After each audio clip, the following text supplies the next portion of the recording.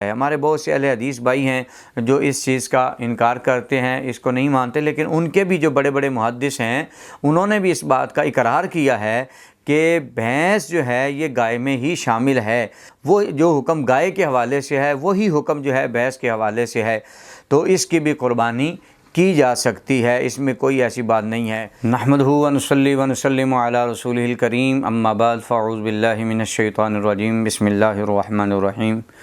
फ़सल्लि लिरब्बिका वन्हर। अल्लाह तबारक व तआला ने इरशाद फरमाया कि तुम अपने रब के लिए नमाज़ पढ़ो और मालिक की बारगाह में क़ुरबानियों को पेश करो। आओ दोस्तों, गुनियतुत तालिबीन में हुज़ूर गौसे पाक रज़ियल्लाहु ताला अन्हु एक आपके और मेरे करीम आका सल्लल्लाहु अलैहि वसल्लम की हदीस पाक लाए हैं। हुज़ूर गौसे पाक रज़ियल्लाहु ताला अन्हु फरमाते हैं कि हज़रत सैयदना दाऊद अलैहिस्सलाम ने बारगाह खुदाबंदी में अर्ज़ की कि मौला,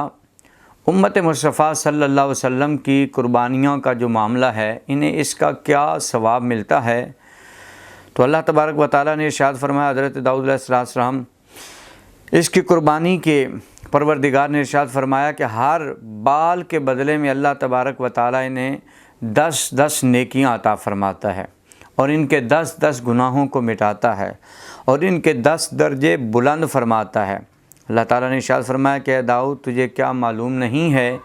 कि बेशक ये कुर्बानियाँ पुल सिरात पर इनकी सवारियाँ बन जाएंगी, कि पुल सिरात का वो जो मुश्किल और कठिन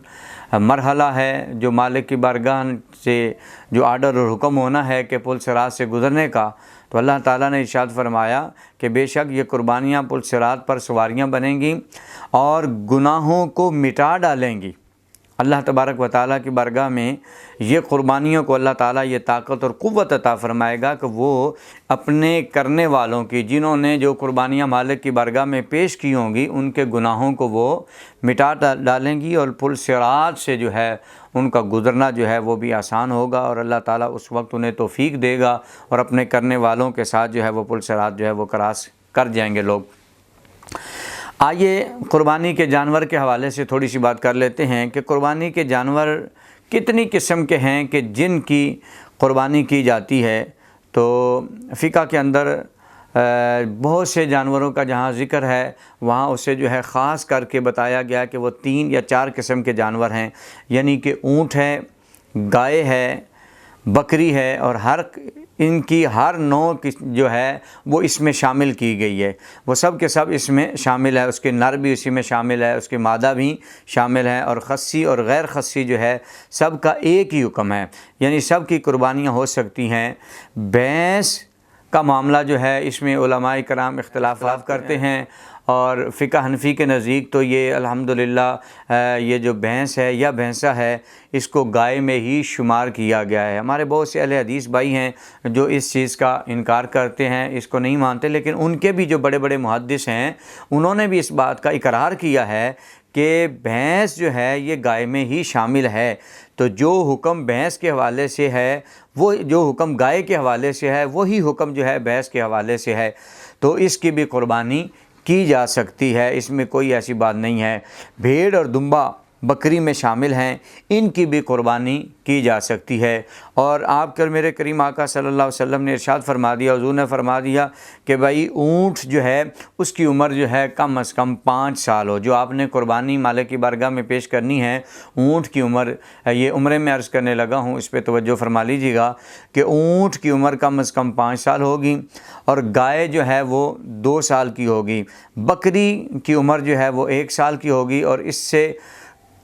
कम होगी तो कुर्बानी जायज़ नहीं होगी। ज़्यादा होगी तो जायज़ है, जितनी भी ज़्यादा होगी तो वो अल्लाह ताला की बारगाह में ज़्यादा अफजल है। हाँ,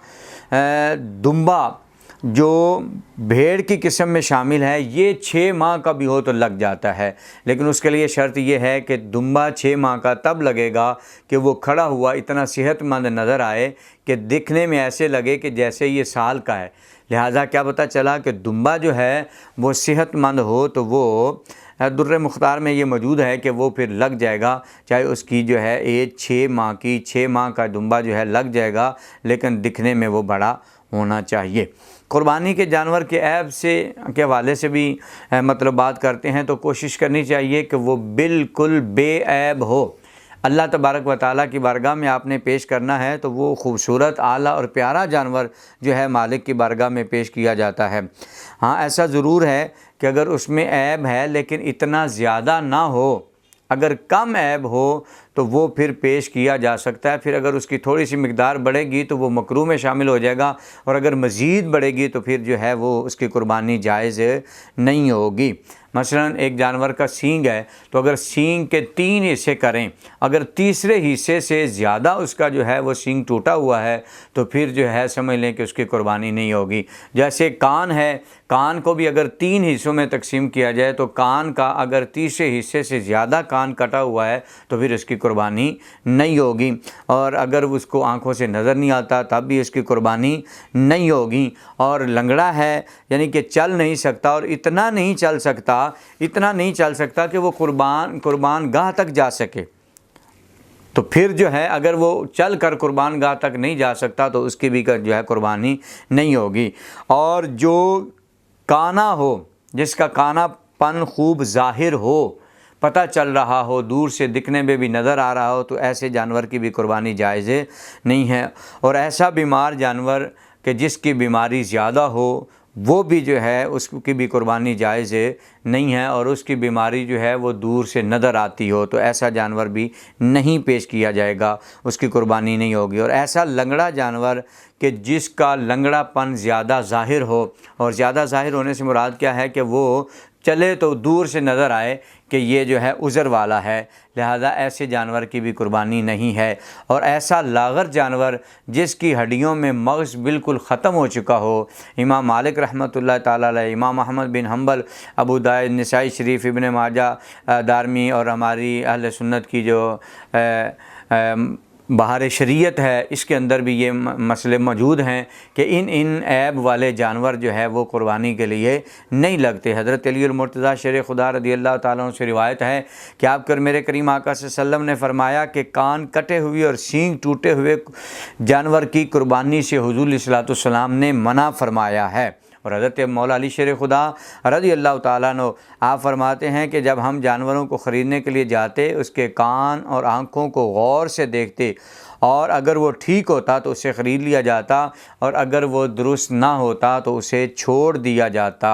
तो लिहाजा जो है अपने मालिक की बारगाह में आप खूबसूरत जानवर पेश करें। अपने मालिक की बारगाह में जितना हमारा मालिक हमसे मोहब्बत करता है, जितना हमारा परवरदिगार हमें खालिस चीज़ें देता है, उतनी हमें भी कोशिश करनी है कि जो हमारे दिल को भाई चीज़, जो हमें प्यारी लगे, वो चीज़ जो है हम अपने मालिक की बारगाह में पेश करें। लेकिन उसके लिए शर्त ये है कि जो फ़िका ने हमें बताया है कि जो जानवर और जिस अंदाज़ के जानवरों का बताया है उसके फ़िका के मुताबिक हों, तो हम अपने मालिक की बारगाह में मोहब्बत वाली कुर्बानियाँ पेश करें। अल्लाह ताला की बारगाह में हम दुआ करते हैं, अल्लाह ताला हम सब को अमल की तौफ़ीक़ अता फ़रमाए।